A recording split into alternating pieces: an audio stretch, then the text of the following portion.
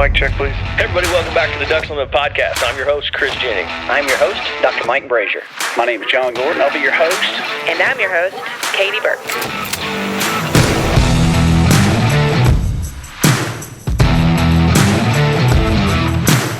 Welcome to the Ducks Unlimited podcast, the only podcast about all things waterfowl.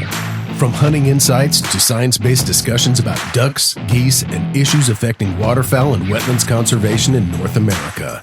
The DU Podcast, sponsored by Purina Pro Plan, the official performance dog food of Ducks Unlimited. Purina Pro Plan, always advancing.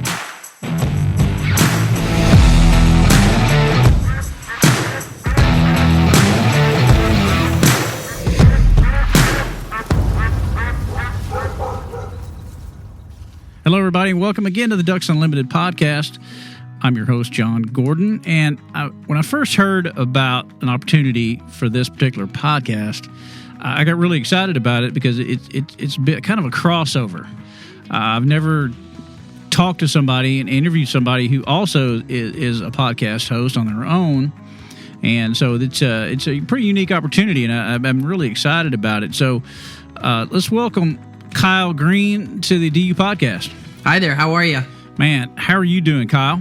I'm doing fantastic. I am in work mode 2.0 right now, but we just got done editing an awesome video for Ducks Unlimited. So I'm kind of on a little bit of a high right now because we did this 1-minute PSA. It's going to be airing next week 30 times on A&E and History Channel, teaching people about the area where I grew up duck hunting and how Ducks Unlimited is impacting and helping that area. I saw that PSA, and it was very well done, very informative. And like I said, you're from the Michigan area, correct? Yes, sir. Yes, sir. And for the folks who don't know who Kyle Green is, he's the host and executive producer of the Greenway Outdoors, also the Greenway Outdoors podcast, in which is Greenway Outdoors taking a big step forward. Kyle, you're about to be on the History Channel. Yeah, it's a culmination of 8 years of hard work with the same team that's been with me since day one, grinding. And, we started out on local channels and Pursuit Channel and Sportsman Channel and that sort of thing. But our goal is and will always be to try and get outside of the industry to bring new people in. As you guys know, 60% of our hunters and fishermen that are buying hunting and fishing licenses and, of course, Ducks Unlimited memberships, 60% of them are 55 or older white males. And in 10 to 15 years' time, they're not going to be buying as many or any licenses anymore. And we have to figure out how to, build back, get people in to fill that 60% with millennials and Generation Z. So we've been working for 8 years to try and build content that millennials and Generation Z would appreciate the most. And given the fact that it's taken this long is kind of because, as the audience is shifting, as the growth is shifting, so is our content. So now we finally get to go to the big network. We get to go to History Channel, be in front of millions of people that, maybe are interested in the outdoors. We're right next to the show Mountain Men and Swamp People, shows that people know that are kind of interested in outdoor stuff, but, maybe have never picked up a gun before or gone hunting before or joined Ducks Unlimited before. And now we can plant the seed of conservation messaging with them. So it's been 8 years. It's been the same team with me since day one, but the fact that we're finally here, it just feels like such a blessing. Yeah, I can say it's just big congratulations. And it is a big thing for the outdoor industry, outdoor lifestyle programming. You've had the meat eater people cross over into more mainstream. Now y'all are on the History Channel. I produce Ducks Unlimited Television and our DU Nation series on YouTube, which is really aimed at the same demographic. We're trying to reach the younger audience who's not necessarily a waterfowl hunter or conservationist, really showing them that Ducks Unlimited is what we do is just a lot more about just that, and clean water and wetlands are extremely important for all kinds of wildlife and people too.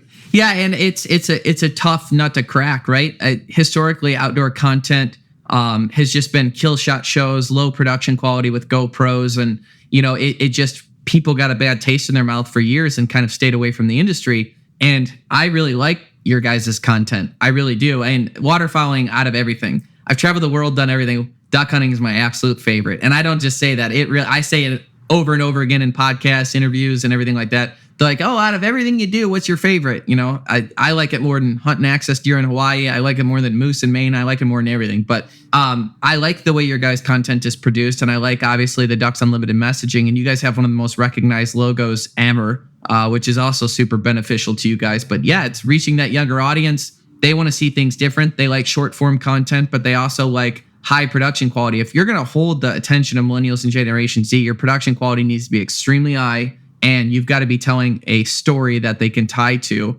And also, I do believe that the cooking aspect of our show is probably the most popular. It's my least favorite to film. It's my favorite to eat, my least favorite to film. But I think that cooking aspect is also very important too. But I do really like your guys' content. I think we're actually going to be working together on an episode for season 2 as well on our end and with you guys. Yeah, I would love to do some work with y'all. I think it'd be fantastic. We're trying to send out the same message, right? Mm-hmm. And the conservation of the outdoors. Well, it's so important for everyone that lives in North America, around the world. If nobody's conserving our natural resources, it's just all gonna it's gonna fall apart. And so we both have the same goals. So it'd be great to work with y'all. Yeah, and I mean, like I said, I've grown up just loving Ducks Unlimited, going to the DU dinners, hoping to win prizes. All those sorts of things were always a fun thing to do as a kid. And duck hunting is like I really cut my teeth in. I grew up hunting Harson's Island, which is in Michigan here. It's one of the managed waterfowl areas. And I love the managed waterfowl areas because they kind of solve a duck hunter's biggest issue. Aside from affording the gear and getting the stuff, I think a duck hunter's biggest issue is like, well, where do I go? And the managed waterfowl areas really, really, really fix that. I was just giving a seminar at Bass Pro Shop in Auburn Hills, not this past Saturday, but the Saturday before. And it was actually on waterfowl conservation because a lot of people still don't understand what that word means when you say conservation. And I like to use the snow geese as an example. Is I talk about, number one, I would like to say this. I believe that migration is built into birds because of God. I believe that was intelligent design. I feel like it was on purpose because if God didn't program birds to migrate, then all the people would have to be condensed into one landscape. We're talking over the last 10,000 years. They would have to be condensed into one area, and then they would overhunt that area and probably wipe out the bird populations. But people being able to spread out across the country and birds migrating across the top of them at different times of year gave everybody enough, but would protect the species from ever going extinct because they could be over harvested if they just stayed in one area all the time. So I always like to make that point that I think that there's no way that was on accident. But that said, you look at the snow geese. So the snow geese go the same areas every single year to breed, and they go the same area every single year to, ride out the winters. So they migrate north and south, and the numbers have gotten really big. And the problem is they're going to go to the same areas every single year, all of them, and they're all going to go there. And if we don't harvest the surplus to make room for next year's babies, what happens is there's not enough food for all of them in their wintering grounds or in their breeding grounds. And a lot of people think like, oh, then a few of them will die off and it won't be a big deal. But it isn't that some eat enough and then others don't. It's that none of them don't get quite enough.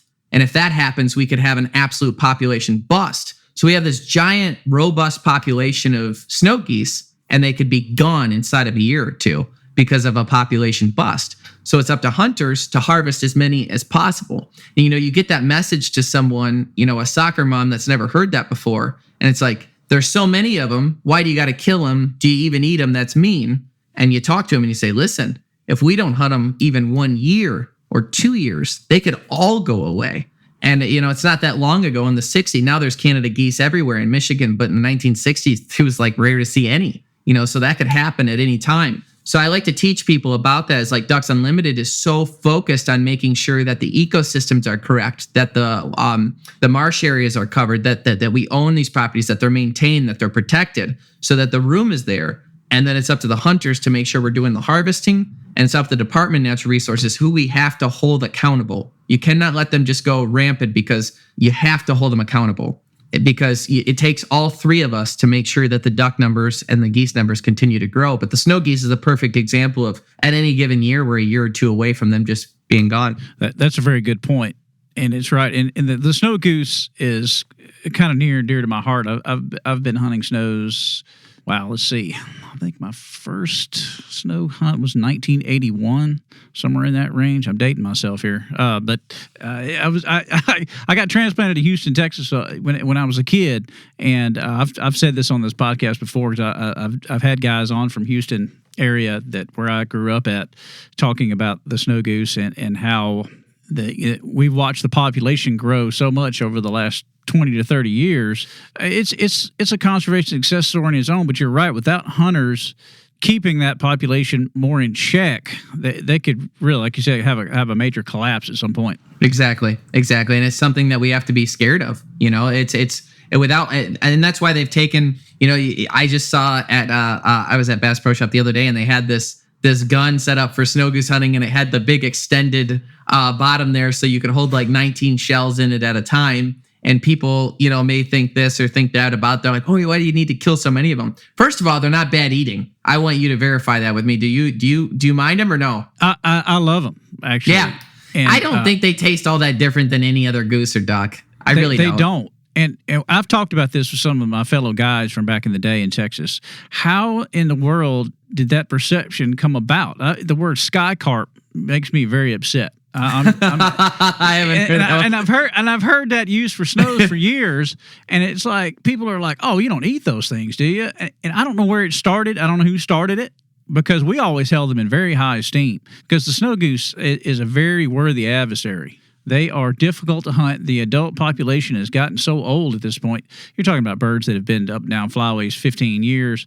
They've seen it all and not easily fooled. So if you can harvest those birds on their terms, it's quite an achievement. So we always held it that way. We always held those birds in really high esteem. So it makes us all upset that people think that they're no good as table fare, and there's so that aspect of the hunting side of it is irrelevant. And I don't know how it happened either. They think the speckle belly is like the greatest thing of all time, and you can pretty much cook them side by side, and I really cannot tell the difference on them. Yeah, I've actually, a speckle belly is one bird I've never actually harvested. I've always kind of wanted to, because they play them up to be these big, buttery, amazing tasting birds. But I mean, I like snow geese. We don't have them here in Michigan. There's always one guy at the managed waterfowl area that gets in trouble shooting a swan, thinking it's a snow geese. But you rarely see them here. There's very few that get harvested here. It's mostly Canada goose. But I've got two nieces that are younger. I think they're 9 and 11 now, or 9 and 12, and their favorite food is Canada goose. And it's funny because they like go to school and tell kids that their favorite food is goose, so they like take it in for lunch. And they're homeschooled now after the whole COVID debacle. But before that, they were big fans of eating goose, and people just thinking it's so weird that they grew up having it, so they know how good it is. They went in with an honest try. But you think I always tell the Christmas story, the Christmas goose, the big beautiful goose that they had that Scrooge got. It's a fantastic meat, but I think snow geese get a bad rap too. I thought they were pretty good. Well, if you want to hunt some speckle bellies, man, we can make that happen.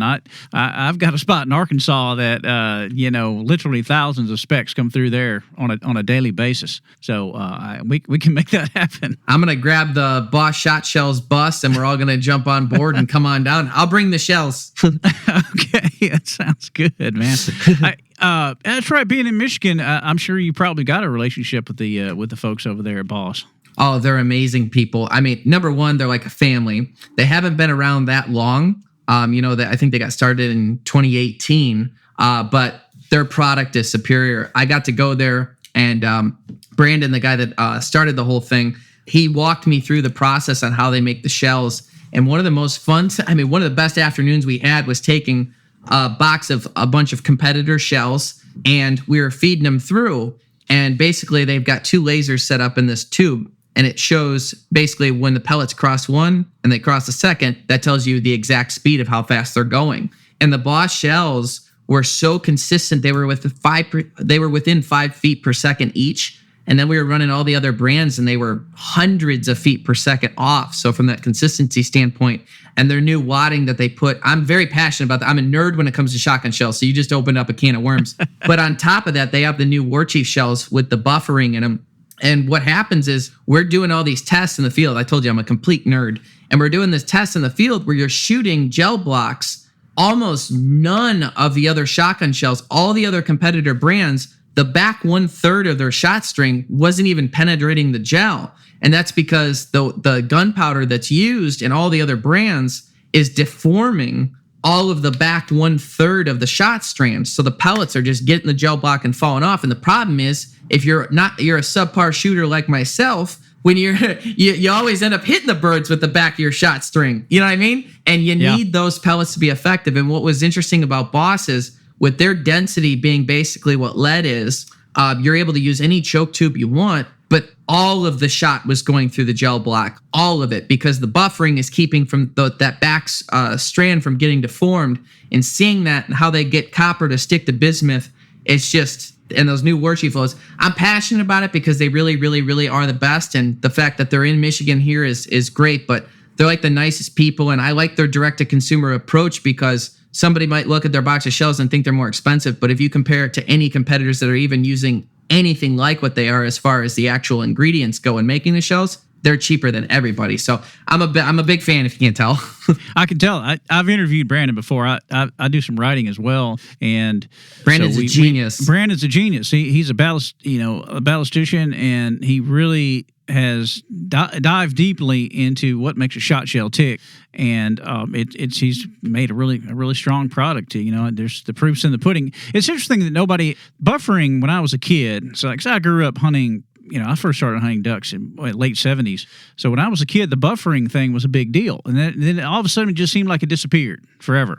And now it's finally somebody has brought it back to the forefront that buffering is a really good way to improve your patterns. And like you said, keep that backside of the pattern uniform and in good shape and not deformed. And that is a huge part of really a clean harvest on a bird. And I think that's what a shot shell should be all about. You know what I like most about Boss actually is, we use different powders than everyone else for gun powders in our shells. So what's happening is, when you're using other brands in the field and you've patterned your guns and you've gone through all the processing, you know the speeds and all that stuff for your gun, when you get them cold, those gun powders react differently because of the way the choices that they make as far as cutting costs and stuff. With Boss, you're getting the same speeds and the same consistency out of it. I'm not good enough to have variables added to my plate. Okay, I need consistency. So that is what I like about Boss. Although I went and shot some sporting clays this weekend, and I shot 40 out of 50, so I did pretty good there. But it was a tough course too. Couple of like the ones that I didn't hit, I don't think I'm ever going to get there. But I feel good about the season coming up. Well, that's great, man. We got off on a little bit of a shot shell rabbit hole. Yeah, we there, did. But I'm a shotgun nut too, Kyle. So like I said, we're kindred spirits, man. We can sit here and talk about shotguns and shooting and dogs and everything else all day, I'm sure. So anyway, I want to kind of go back in time a minute, because according to your website, you really began your career as a fitness consultant for a medical show. So how did you go from there to here? Yeah, so it was pretty interesting. I actually, when I grew up, I got my first job was being a porter, and then I sold cars, and I kind of saved up all my money over a 4 or 5 year period, and I made quite a bit in that time learning. I ended up becoming like the internet manager and that sort of thing at a dealership. But I decided I still wanted to go to school and get an education in physical training. To be honest with you, though, it's not like a 4 year program. It's one of those, 1 year programs. So I would never want to brag about that actual, certification. But I went there just simply because I wanted to know more about fitness and health and training. And I was obsessed with going to the gym, and I just wanted to get better. So I did that. And right after I graduated, I heard about this new medical talk show, and it was local in Michigan at the time. And my girlfriend's mom at the time was like, you should go try out for that. They're looking for a personal trainer for it. So I did. And I went in there and I saw the lights and the cameras and the television. And I was like, I want to do this. So I ended up, I asked them for a job, and they said we didn't have any paying positions. So I worked for free. And then I was there for within 6 months, I think. I was nominated for 3 Emmys and was vice president of the company, from working for free running coffee to that in a 6-month period. So I worked my way up. I just relentlessly worked and helped build up that show to what it is today. It's called Ask Dr. Nandy. You can still see it on a bunch of different platforms. I'm not sure of the channels now, but I left there wanting to really follow my original passion, which was hunting and fishing. And I identified that problem that 60% of hunting and fishing licenses sold to white males of the age of 55. I knew if we didn't correct that, then my future kids and grandkids and stuff probably wouldn't be able to hunt. So I was like, I'm going to take what I know about the television industry. I'm going to build my own show. I got all my best friends together. We dumped all of our money into it and went for it. And then lost all our money and lost big time, got beat up bad, had a terrible first 4 years just getting our butts kicked, wasting all our money, went from having a lot of money to no money fast, basically lost everything and just kept trucking away.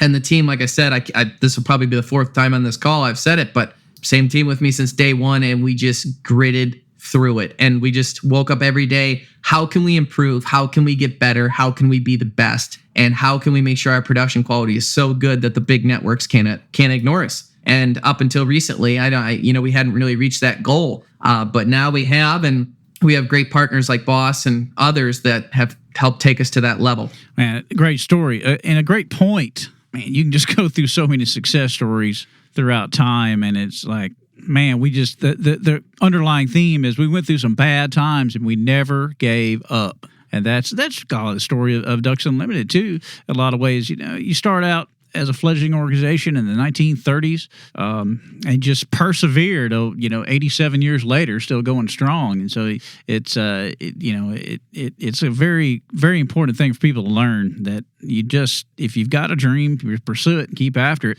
And don't let the ups and downs get you, because they will. We were talking about it this morning too. We just had our big premiere party in Auburn Hills at Bass Pro Shop, and we had hundreds of people come out. It was beautiful event, and it was really exciting. We had wild game, and the AMC theaters here in Michigan were showing the Greenway Outdoors on the big screen for the History Channel release. And we were all talking about it though, and I couldn't have seen in year 4 how in year 8 I would get to History Channel, but I always knew I could take one more step, and I always knew I could keep just take that one more step and keep the team involved and believing that it would happen. And I used the analogy in a video that we made for that night was the 4-leaf clovers. So my dad was like really, really good at finding 4-leaf clovers when I was a kid. We would go up to Kalkaska, Michigan every year for family vacation, and he'd always be like in the yard looking for 4-leaf clovers, and he'd find them. And he always told me that you had to look for right angles because the 4-leaf clovers make a square. So if you look for right angles, you'll end up finding them. So I got pretty good at it. And the moral of the story was like, you would never find the 4-leaf clover until you were very sure you could find one, that one was there. So you had to believe it was there before it actually was, and then you had to look for the right angles. And that's kind of been, we had to believe that we would get here, even though we couldn't see the path to get there. You just keep taking one more step. And that's for anybody in life. Yeah, that's a very good point. And a good place to take a break, folks. So we're going to take a little break in the DU podcast, and stay tuned.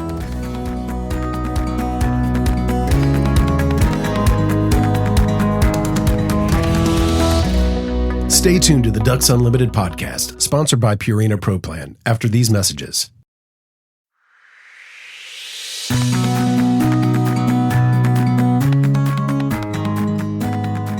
Welcome back, everybody, to the Ducks Unlimited podcast. My guest today is Kyle Green. He's host and executive producer of the Greenway Outdoors television show. And you also do a podcast as well. Kyle, tell folks a little bit about your podcasting. Yes, so the podcast is hosted by the core 4 of the group. You've got our director, our producer, and then myself, and then my other host of the television show, Jeffrey, who's been my best friend since we were 5 years old. And basically, we talk about all the current events, everything going on, hunting, fishing related sometimes. And then really, it's kind of the behind the scenes of the adventures that we go on. We produce about 15 episodes of our television show a year, 52 video podcasts, 24 how-to videos, and 6 online series episodes as well, which is kind of that short form format similar to what you guys do on YouTube. So it's kind of the behind the scenes and what goes into all that, as well as the guests that are on all those shows. We bring them on the podcast to learn more about them and their backstory and that sort of thing too. And I've had some fun guests on, Granger Smith, Ted Nugent, some crazy ones too. So it's a good time. It's a good time. Yeah, I've done the same thing with the DU Nation series and this podcast. I've done a lot of the podcasts with folks who have been on it, just because there's some interesting characters. It's amazing in the outdoors, the people you run across and their different backgrounds and different stories, and how interesting a lot of those folks are. And it's just, I think the podcast in conjunction with a television show is a great tool. Absolutely. Yeah, it's you can only accomplish so much in a half-hour show, and like a lot of times we find one of the episodes we did, actually it's the premiere episode that'll air Saturday, September 2nd on History, and then History streaming afterwards. It's a bison episode. And there was so many angles to this episode, there was no way we could accomplish it all just in the actual show itself. And one of the big pieces of it is that the buffalo or bison didn't get down to 45, 45 bison were left in the United States of America. That wasn't because of white guys killing them and Native Americans killing them. It was because of disease. And the idea, my goal was that people needed to know that because the narrative has been Dances with Wolves forever, right? And not to say that didn't happen and it was terrible and tragic and that there wasn't bounties put on bison and that our goal wasn't, the white man's goal wasn't to get rid of the bison in order to hurt the Native Americans and put them on welfare. All that happened. But the what killed the most animals was disease. There's a disease called malignant catarrhal fever, which is from sheep. And a sheep will have a fever for like a day or two and then it'll be fine. But if a bison gets it, he'll die so fast that he can't even spread it to other bison, normally within 24 hours. So they're very prone to getting disease. Now, we cover that a little bit in the show, but how are you going to do that in a half hour and do the hunt and everything else too? So that's kind of what the podcast is for, is to dive deeper into those stories and teach people what's really going on. And you have to be able to identify the problem with opinion free in order to solve it. Excellent point. And it is bison, folks out there. It's not buffalo. Yeah. People get that wrong all the time. It's funny. I think the buffalo species are mainly in Africa and Asia, and it's the American bison. A fascinating animal and such a big part of U.S. history. Sure is. Without those animals, a lot of pioneer families could not have survived, could not have really moved, expanded westward. Without those as a food source. It's interesting. My grandfather had he was kind of a visionary guy. He had an idea that he was going to produce beefaloes. He was a rancher in Mississippi and brought in, I think he got them from Montana. I think they're 50 or 60 head.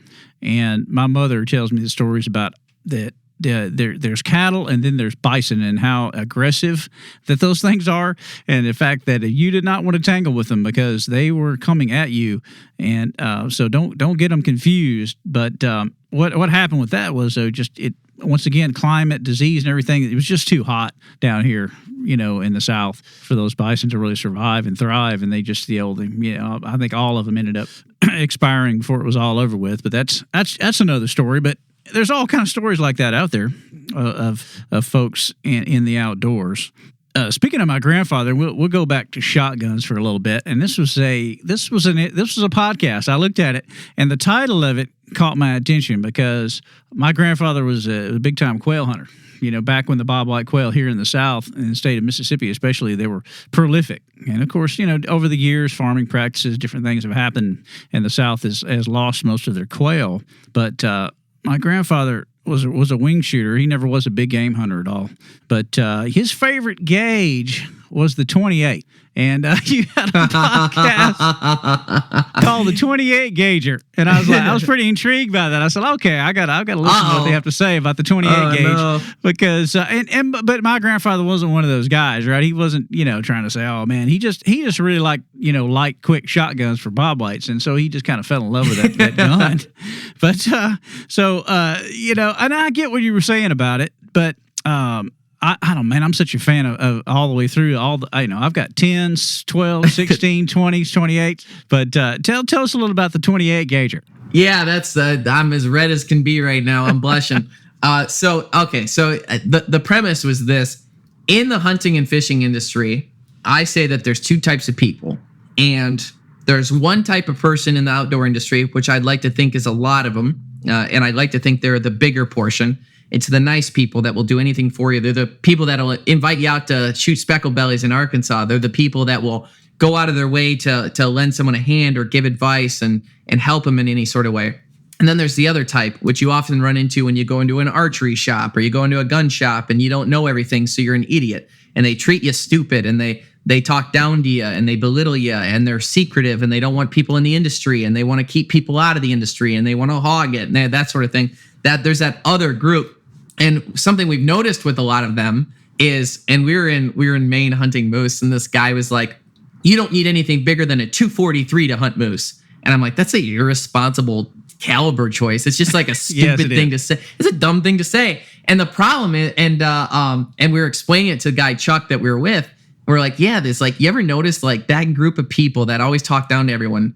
they have like this ego based around using the most minimal amount of equipment possible to the point where it's irresponsible and stupid. And I said it's it's like the person that's like, oh, you're hunting pheasant. If you're using anything more than a 28 gauge, you're just ruining them. And so, and like people kept bringing up, you don't need anything more than 28 gauge. You don't need anything more than 28 gauge. And like with Boss shot shells, you can get away with it. But I was like, I use a 12. I have a 16 and I have a 20 and I have a 12. Those are the three that I use. But we noticed that it was like the type of person that was always using the minimal thing always had to bring up using a 28 gauge. So we just started calling those people that are so obsessed with using minimal equipment because they're so much better than you'll ever be, and you're so stupid for using a 12 gauge and you're an awful person. Those people that say stuff like that, we call them 28 gaugers. I got you. Well, And most duck hunters don't, which is good. So I think we'll be okay on this podcast. But and that's a good point. Just from a conservation angle, I think that, really knowing and learning how to shoot, the equipment you use, dogs are a huge part. They're a big part of conservation as well, conserving game. It's really a good point. And yeah, the minimalist guys, there are definitely a segment of the outdoor population that's like that. I mean, I haven't really run across many of them lately, but I think where you are up in that part of the world, I think you may have a few more because you've got more upland game hunting going on. We almost lost it down here, Kyle. We don't have pheasants. The bobwhites are gone. There's no grouse. I mean, I guess maybe East Tennessee may have a few, something like that left, but it's 12 gauge world down here, because it's mainly all duck and goose hunting in the deep south these days, turkeys as well. Mm-hmm. And so that it's really we don't run across that kind of sportsman very often, but hey, come on up. We got them in boatloads walking. And I despise it because I remember being that little kid that walked in the store, at 16 years old, and I was trying to figure stuff out, and people talking down to you and being rude or arrogant, and then you meet the one nice guy that goes out of his way to help you, and you never forget it. And I just always wanted to make sure I was that guy. Yeah, great point. Man, I can remember it's almost just kind of a shift away too. The sub gauges, I guess the 28, 24, 10 have become a big deal lately. But I can remember when I was a kid, boy, it was, man, all kids wanted to make that step up to a 12 gauge. That was the big deal, right? I mean, it was like, man, can't wait to get a 12 gauge. It was kind of like a rite of passage. I think COVID too really upped the interest in sub gauges because the 12 gauge and 20 gauge was all sold out, and the only thing left on the shelves was your 16s and your 28s and your 410s. And then people were like, "Well, okay, I'll get one," or that sort of thing. And we work with Savage for our guns, and I just what I like about Savage is they have a gun in the price range for everybody. So you can buy your really expensive ones, you can buy your less expensive ones, but the quality is always good. And a lot of the companies use Savage barrels in general anyway, so their barrels are really, really high quality, and I'm a big fan. But they just came out with their 5.55, which is their over and under. They've got a 16 gauge, and that's going to be my go-to upland gun this year. Is that 16 gauge, and Boss makes shells for it, so it kind of worked out perfect. But I think that's the perfect in the middle. It's not overkill like the 12 for upland, but it's not underkill with the 20, because sometimes in Michigan for the first month or so of the season, everything's so green and thick that you want that a little bit more chutzpah than a 20 gauge a lot of times. Yeah, I'm a big 16 gauge fan. You brought it up once again, kindred spirits, man. I have a Stevens 5.55E 16 gauge over under. Yeah, the gun. And I was shooting Boss ammo through it. As a matter of fact, Boss number 7s, man. That number 7 for teal. Yeah, it's pretty devastating. And for those of you who don't know, when you hear number 7s, a lot of people are like, number 7s, what's this wild man doing? You have to understand it's not steel shot. So because the density is so much greater, the 7s would be more like 5s or 4s as far as like knockdown power goes. So you got to keep that in mind too. And there's a community going on right now that people are convinced you can shoot everything with Boss number 7s, and that's the only box of ammo you need. What do you need? A 7. Okay, that's right. That's a good T-shirt right there. But Kyle, so the show's coming out on the History Channel. Give us a little preview of some of the episodes you got coming out this year. Yeah, so I told you a little bit about the bison one. Every episode's about a specific tactic for a specific species, being hunting or fishing, and it works out to be about 50-50 between hunting and fishing.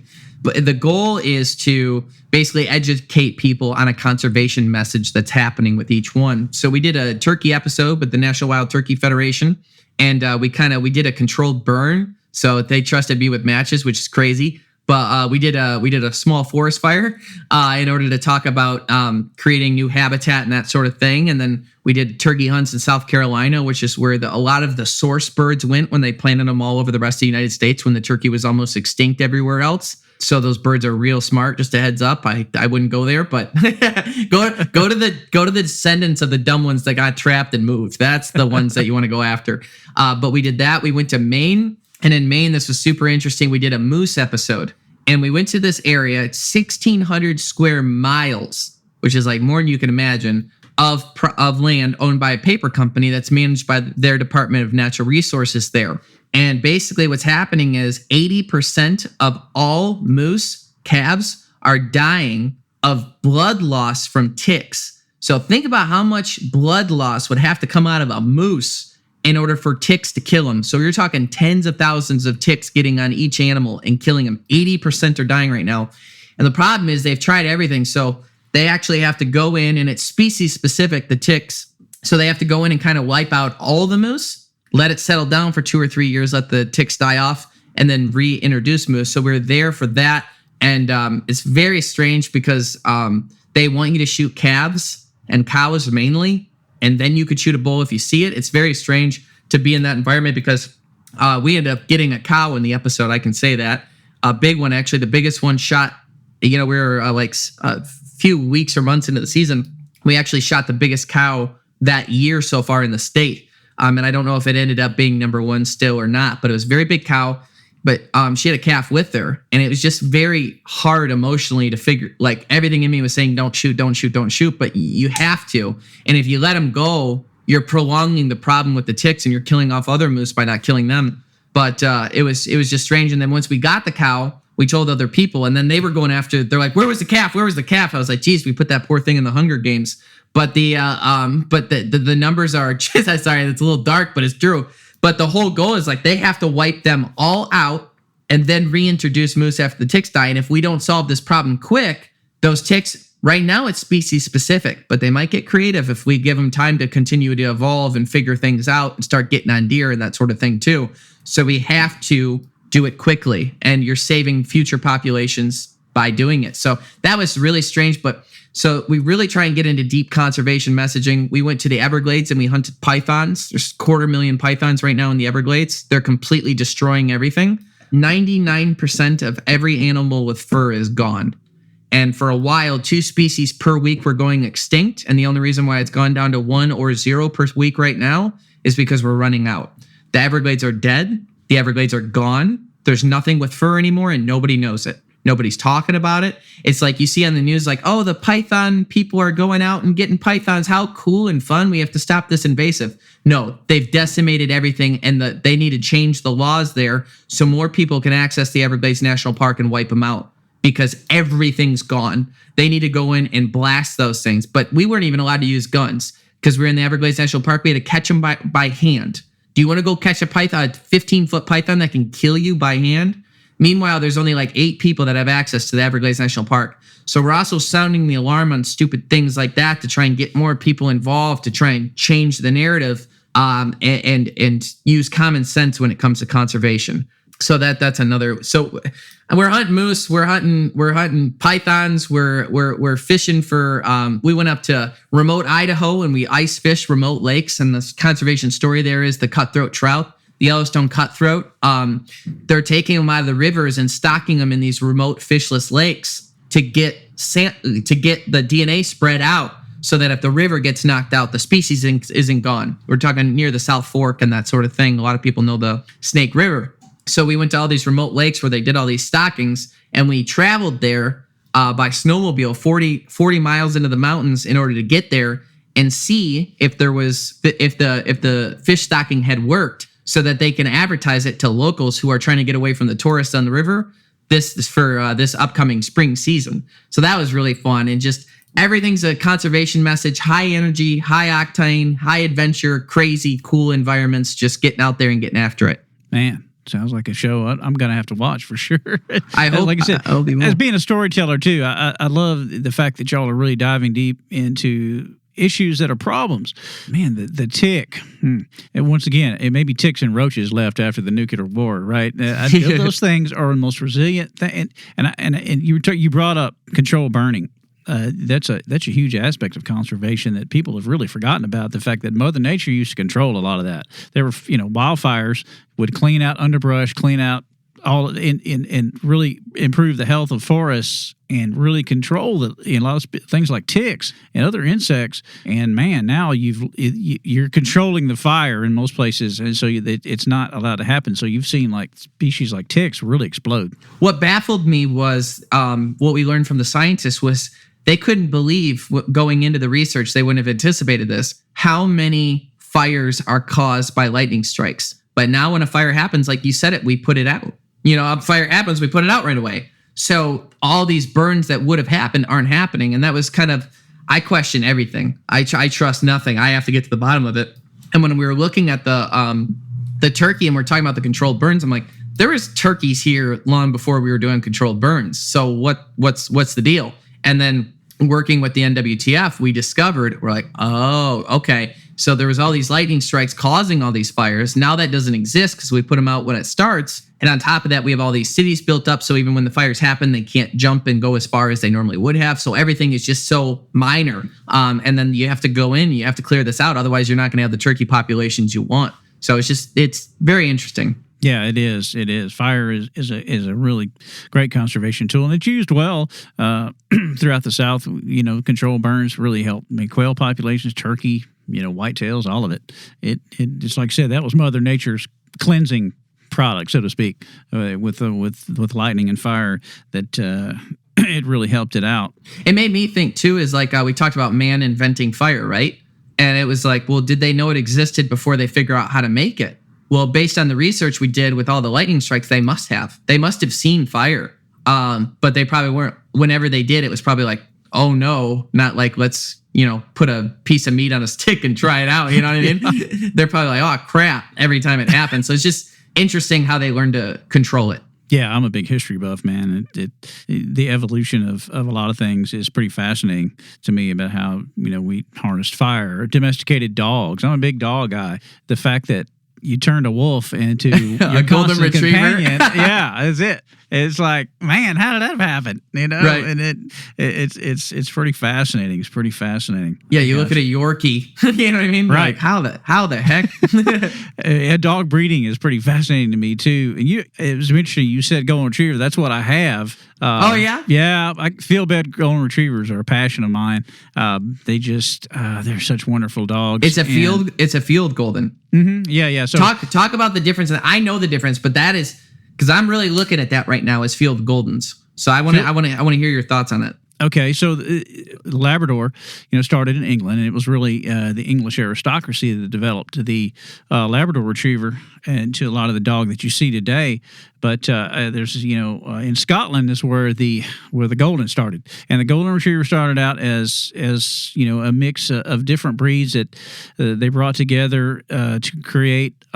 The field golden retriever, which is a much smaller, shorter coated, redder dog than you would see in the pet market, right? So those dogs developed from there, and there's still, continue to see of people around the world who are breeding and continuing the field golden tradition. Although I think in the golden retriever population, you'd have to say that at least 80% are probably more show pet oriented dogs for sure, and so they've lost a lot. They've lost their instincts, and I love just golden retrievers in general. They're some of the sweetest dogs in the world. But my dog Buster, he's in my office right now as we speak because he's with me everywhere, and it's great to work at Ducks Unlimited. Man, it's a very dog friendly environment, so I get to bring him every single day. He's got a bit of a fan club, that wants to come by and visit. But he's a compact dog. He's like 50 pounds. He's out of a couple of really strong lines. My good buddy Mark Atwater, who's a really great dog photographer. I'm sure you've probably seen some of his work. If you don't know who he is, if you've seen some great dog pictures, a lot of them in DU magazine, as a matter of fact. He's done a lot of great photography work for us. He got off into field goldens, and the dog that's my dog Sire was one of Mark's dogs, and then his grandsire is one of Mark's dogs, and he's really developed a strong line of them. So the field golden retriever is such a blend of incredible hunting instincts, an incredible off switch, and incredible intelligence. That's what it's like the three best things you could have in a dog. That's what I tell people. And they you're tired of me talking about it, I'm sure, but I'm not hitting in the waterfowl world, the Labrador's king. Yeah. And it always will be. And I like Chesapeake Bay Retrievers too as well. They're pretty cool dogs. But I really, the field golden is a different dog, and I just think it's just an excellent hunting companion. How is the shedding? Not bad at all. You would think that a long-haired dog like that, and they're not that long comparatively. It's a really more coarse, compact coat than the pet style golden.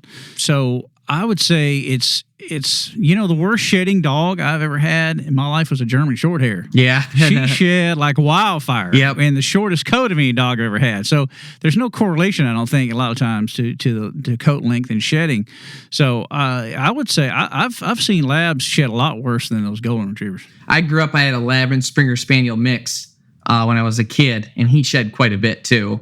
But a field golden has had my eye for a long time now. It's just we travel so much. I'm not married or anything, but if I was, or when I am, I that's kind of my thought process as a field golden. Well, like I said, when you're ready, man. Yeah, I know what to talk to now.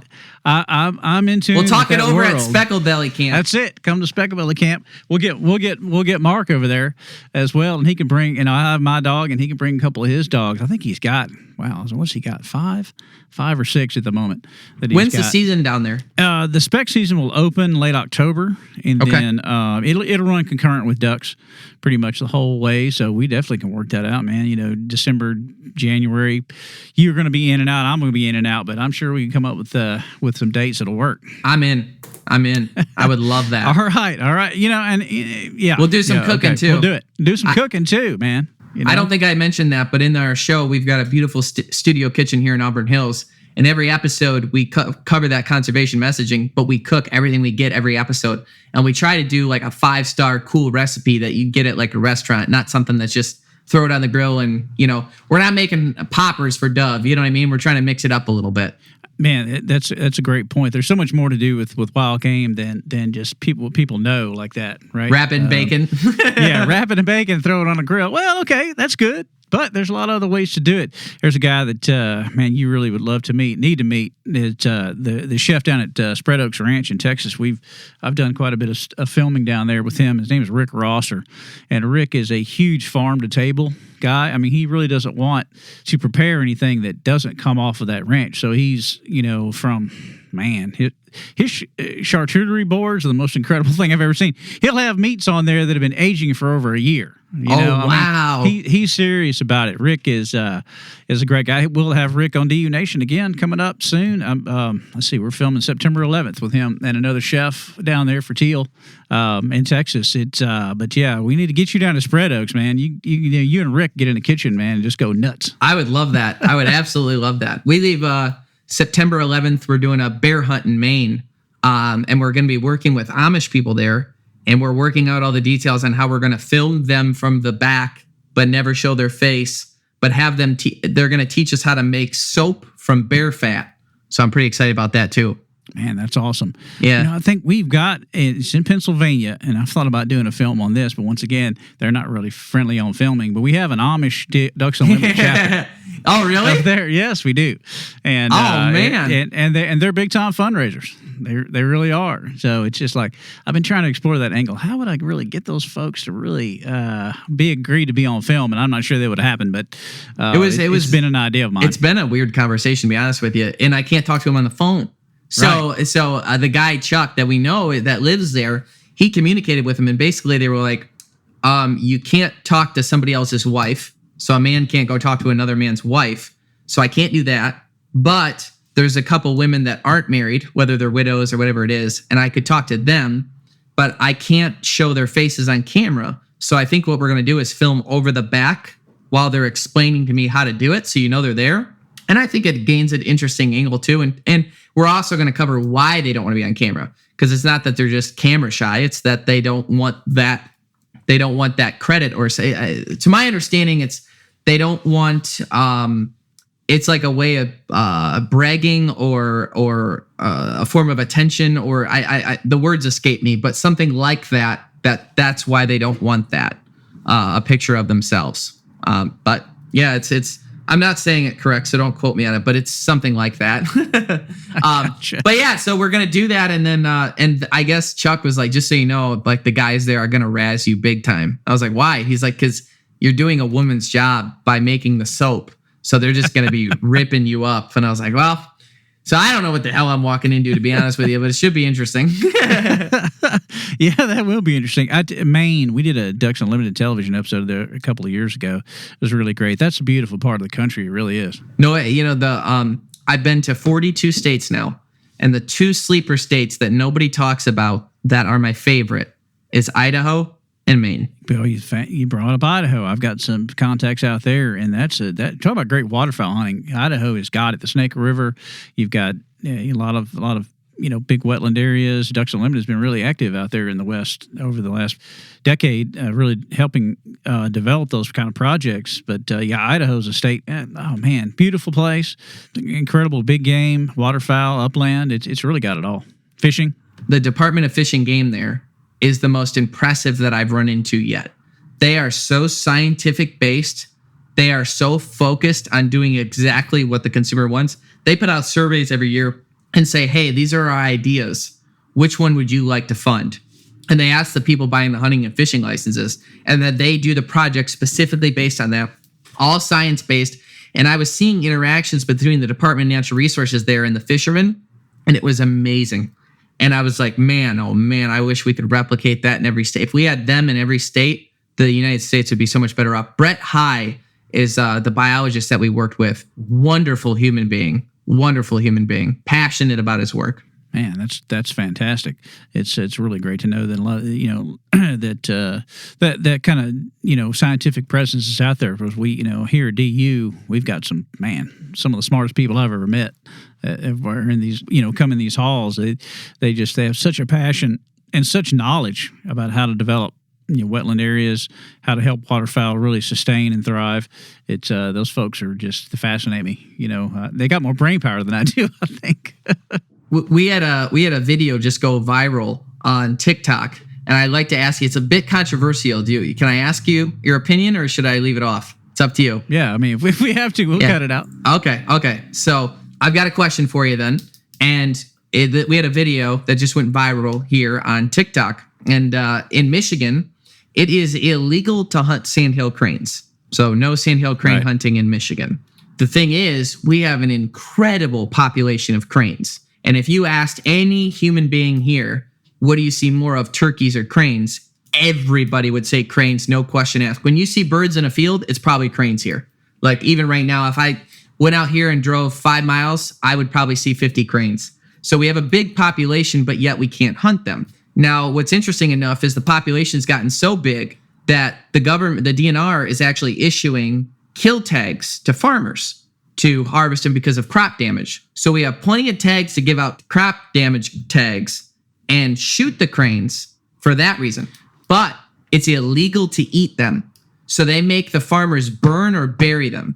And my argument is, can you imagine getting to heaven and looking God in the face and saying, yeah, all those beautiful birds you gave us that tasted so great, I just burned them because this guy told me to. And I've been fighting this law for a while and sounding the alarm on it, because what they should do is have license be sold like turkey tags, where you get one, and all of that money and funding could go in towards the conservation of the species, as opposed to issuing kill tags and burning a renewable, gorgeous, incredible resource. And I've been trying to sound the alarm on it any way that I can, because I think it's unbiblical, and there's no ethics behind those laws whatsoever. And man, I'm just thinking about that.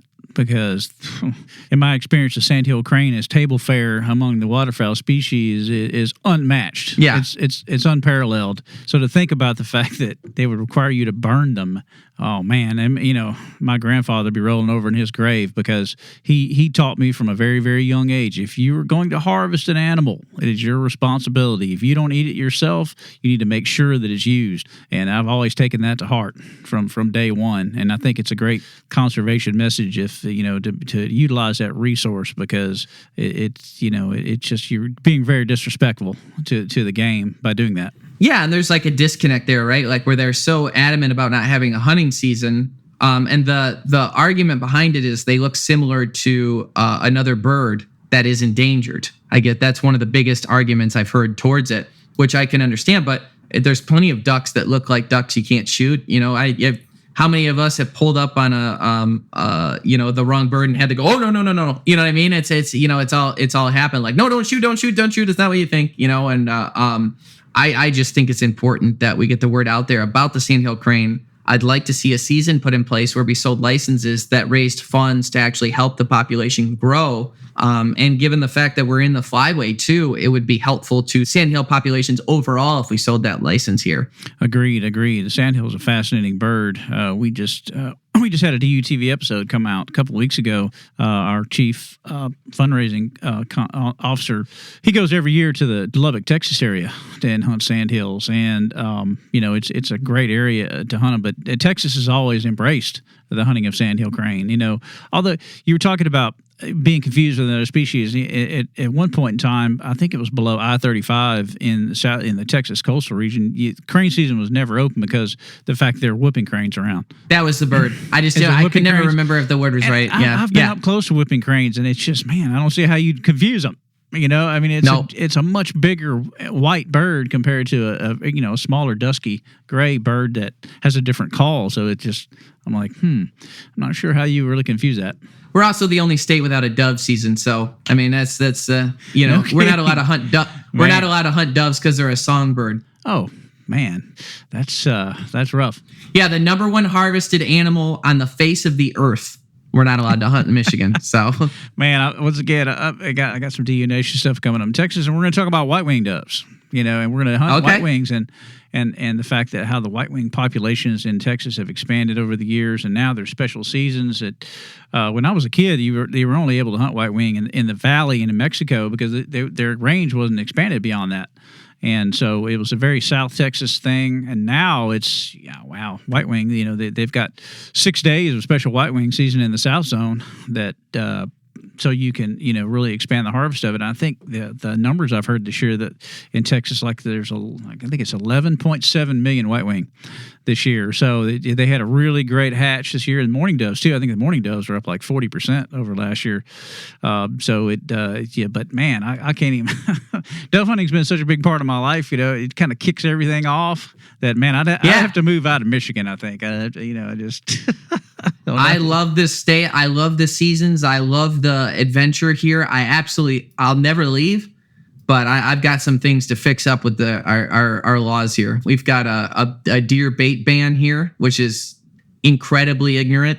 And the science is out that, it doesn't make any sense. The DNR actually came together and then got it and said, hey, the public is upset about this deer bait ban because it does, moving apples 100 yards from from an apple tree close to your stand doesn't create chronic wasting disease. That's not how it works. So once they realized it, they got it all the way up to the governor, and she's never hunted it a day in her life, so she vetoed it. So now we can't, it's the problem with Michigan is like some people don't like baiting, and that's okay. But in Michigan, a lot of people have 10 acres or 5 acres or 20 acres, and that's their piece of land they can hunt. They can't trek all across the world the land here. So they do what they can to make their land as interesting or good to deer as they possibly can. And one of the things they do is deer, they bait. And a lot of guys, they get 1 weekend a year off or, to go up deer hunting, and they bait and they harvest a deer and they go home. But now we're seeing the harvest numbers plummet because of the no deer baiting, because now they're staying on specific lands that people don't have access to.